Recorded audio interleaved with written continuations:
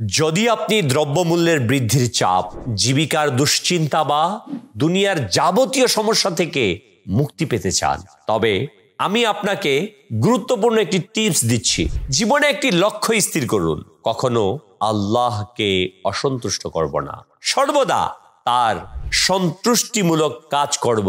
আল্লাহর শপথ, তিনি আমাদের জীবন ও জীবিকায় বরকত দান করবেন, আমাদের অন্তরে প্রশান্তি দান করবেন, আমাদের ঘর সংসারের সুখ শান্তি সমৃদ্ধি দান করবেন।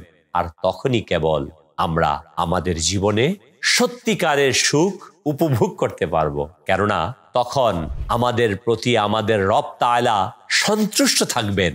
সবসময় একটি ফর্মুলা মনে রাখবেন, যার প্রতি তার রব সন্তুষ্ট, তার প্রতি সবাই সন্তুষ্ট। কিন্তু আমরা সৃষ্টিকর্তাকে সন্তুষ্ট করার পরিবর্তে সৃষ্টিকে সন্তুষ্ট করার চেষ্টায় মগ্ন থাকি। আসুন আমাদের রব তাআলা যে কাজে সন্তুষ্ট সেই কাজ করতে থাকি, তার অসন্তুষ্টিমূলক কাজ থেকে বিরত থাকি।